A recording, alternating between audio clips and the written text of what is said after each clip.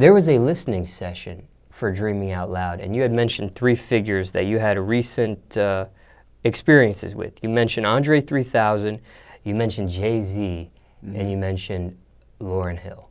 Can you explain those? Can you break those experiences down? These were like my first interactions with these 3 people. Jay-Z, Lauyrn Hill, Andre 3000. Andre 3000 is a little earlier, like maybe like 2 years ago. I met him, what was the first place I met him? I met him in his studio with my manager, Jason Jeter. I just randomly just jumped in the car with him. We just pulled up to his studio, and he was in there, and he was like a fan, and, you know, I told him he was like the reason why I rap, one of the, you know, dopest rappers ever, if not the dopest rapper ever. I finally had a chance to tell him this face to face and thank him for his catalog and, you know, his bodies of work, and that was like the first thing. And he was like, yo, let me know when you in town, I'm gonna come to a show. And you know, my first thing, like, nigga, you ain't coming to no show, like whatever. So we get to the show. We were in Dallas on the Davies tour. So I'm in the back room, just chilling, and I'm like, you don't hear that? And they're like, what are you talking about? You tripping? I'm like, y'all don't hear that. It's like, what are you talking about? Hear what? So I hear his voice as he's walking down the hall. He has like this very unique voice, very unique tone. He's coming down the hallway. I'm like, yo, that's Andre 3000. And immediately, like, my respect for him just went through the roof, you know. So, and he was in the front row of the show just rapping and vibing with me, which was incredible. You know, I stumbled a few times over my set because I'm thinking like, yo, this is Andre 3000 in the front row. And you can see the crowd. It was like really weird because I saw the crowd like vibing too, but they were looking at him the whole time, you know, and I'm trying to communicate with him and keep eye contact. But it was dope. Those were like my 2 experiences with Andre 3000. Lauyrn Hill, I actually got to go on tour with her and Nas, and you know, she said I was dope. It wasn't a whole lot, you know, a whole lot of conversation because she was working and trying to just keep her show tight. But I met her and she was like, yo, you're dope, just keep going, you know, you're special, we need you. That was like my interaction with her and Jay-Z. It was the same thing, not a whole lot of conversation, but, you know, just keep preserving the culture and doing what you do. You're special, you need it, and all of this stuff. So those things in my career, especially this early on, you know, just means I'm on the right track, I'm on the right course. So I'm just trying to stay that course and, you know, keep a level head and preserve the culture and keep money secondary. The art is the primary thing that I want to push forward and push the envelope and be creative and do different things. The money is important, but to me, it's secondary. Yeah.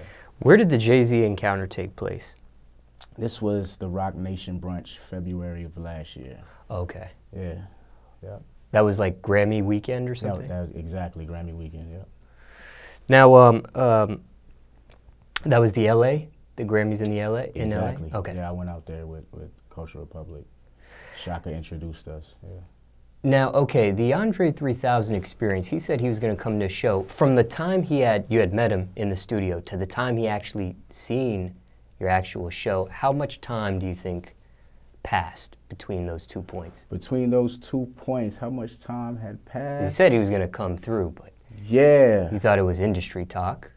I did. I definitely did. Networking vibes. That's why I said when he came, like, my respect for him, like, just shot through the roof. Total surprise. Total surprise. So yeah, I think it might have been, because my project was already released, maybe like 3 months.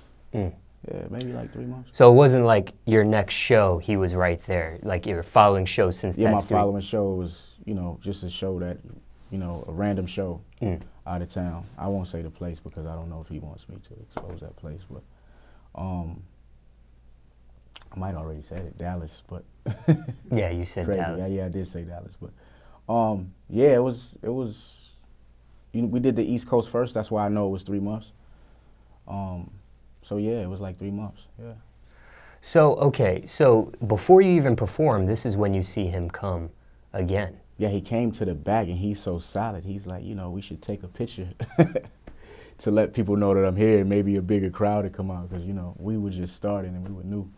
So I thought that was dope. Like, man, just a genuine person, just a, you know, me, I can kind of see that, and you know, when I saw him, I can kind of tell when a person isn't like solid. That's my gift, just my upbringing. I can kind of see that.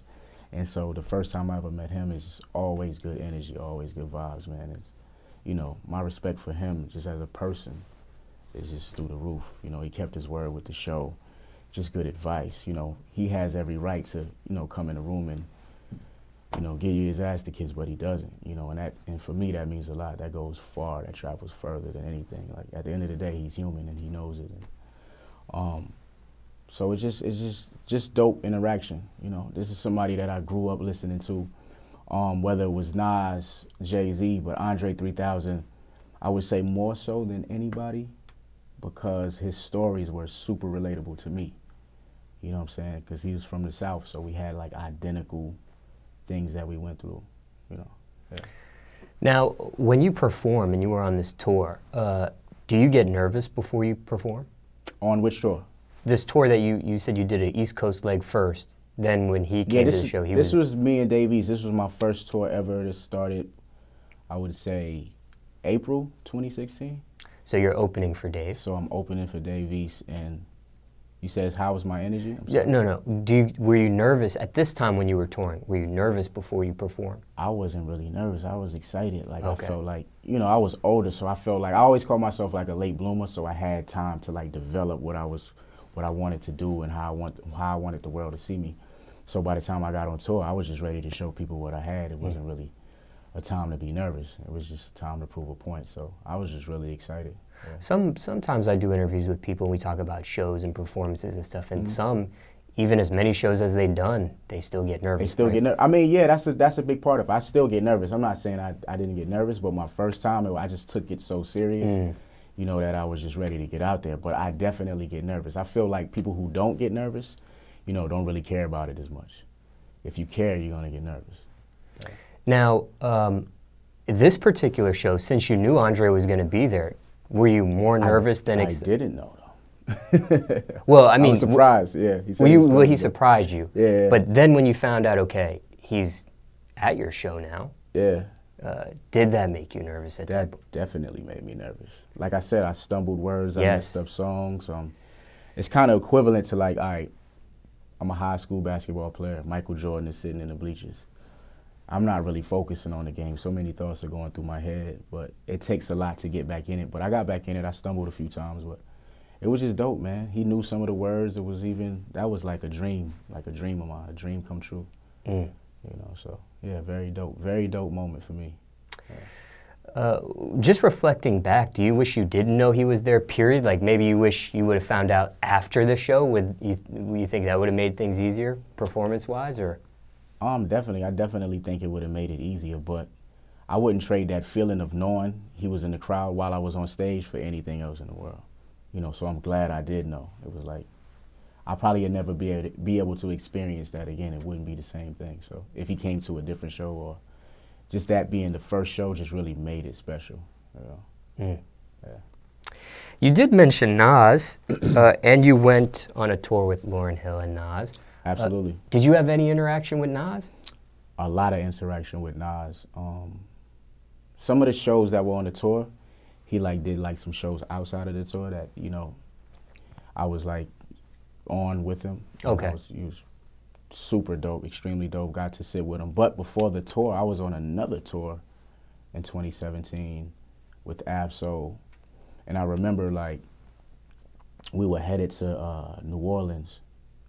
And I was upset about something that just happened that day. And everybody kept telling me, don't worry about it. Like everybody else knew what was about to happen. I didn't know at the time. Everybody else was like, yo, don't worry about it. Everything's gonna be cool. So I get to New Orleans, I get off stage. My manager's like, come upstairs, because it's a restaurant outside of the venue. You know, upstairs from the venue, I'm sorry. So I walk in, and he was like, don't move, just sit here, just chill. I'm like, what's going on? So he's like, yo, Nas is about to come in here. I'm like, whatever. Again, I'm like, yeah, whatever. I'm not as like surprised because the Andre thing already happened, so I'm not really, you know, it's a possibility for this to happen. But he walked in like 10, 15 minutes later, and And for like 20 minutes of the conversation, I was just speechless. Like, yo, I'm just sitting here having dinner with Nas. Like, so many questions ran through my head that I didn't even know what to ask. So that was like my first interaction with him. So whatever I was upset about that day, I just remember like vividly. It's just fading away.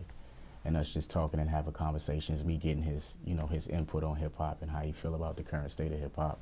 You know, certain records, like who was his favorite producer. So all these questions started to pour, you know, into the conversation that we were having. And, you know, it was like one of the most amazing things in the world, similar to 3000 coming to the show. Yeah. You mentioned you were a late bloomer. These people that you have named, I mean, are legendary. Absolutely, absolutely. Are these intimidating meetings or interactions that you have with these people? Is it too early in your career to have these type of interactions with the, you get what I'm saying? I don't think it's too early, because I felt like if it was too early, they just wouldn't happen. You know, I'm a firm believer in God, and, you know, whatever he has for you, he has for you. It's never too late or too soon, because before this, I was working. I felt like you know, I've been a dope rapper for a very long time. So everything that's happening now, I feel like I'm deserving of it. I'm still humble and I appreciate it, but at the same time, I feel like I'm deserving of it because of the stuff that I went to prior of meeting these people, you know. And it's not even nervous being, at first it was, like the first interactions, but after a while, you just feel like you just see that they're just normal human beings. And it's just easy to have a conversation as if I was talking to my friends or my people that I've been knowing for years. Yeah. Ever think back like, dang, I asked a dumb question, or dang, I wish I had this interaction over. I would have redone it or resaid this, or man, I was so green, or, you know. In everyday life, you know how you like, when I see this person, I'm going to ask them this. The only, I wouldn't even say a regret, but the only thing that I wish I would have did was ask more questions. It was stuff that I felt like I left out that I wanted to know, you know, for years, that I didn't really get to ask, that I'll probably get to ask in the near future. But, you know, I never asked a dumb question, because with these people in there, you know, being in front of them, I always felt like, think before you speak, you know. Yeah, because you might say the same thing and you might never see them again. They might, don't let him around me anymore. You know how that goes. But just great, humble people, and great people just to be around. And not only that, like, you get to see them perform and be passionate about the songs, you know, that help raise a generation. These people perform these records for 20 years. Like, I grew up, I remember being in first grade, listening to Illmatic. I remember listening to my sister listening to Miseducation of Lauyrn Hill. I remember these records vividly, what I was doing, where I was at, you know, all of that. So I'm like attached to them in a sense. So when I hear these records, I automatically, when I close my eyes, I automatically go back to my childhood. Yeah. Let's say somebody's watching this, okay, and they're about to encounter somebody legendary to them and have some sort of interaction with that person. Any advice? Just be yourself, you know.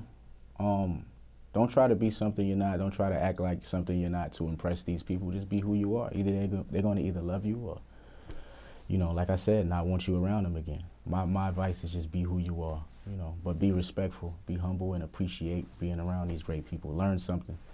That's another thing, too. Don't just be around them and don't take anything from it, you know, whether it's from the conversation or from just their actions and how they move and how they, you know, can bring different energy into the room. And, you know, that's very important as well. That can get you very far in life.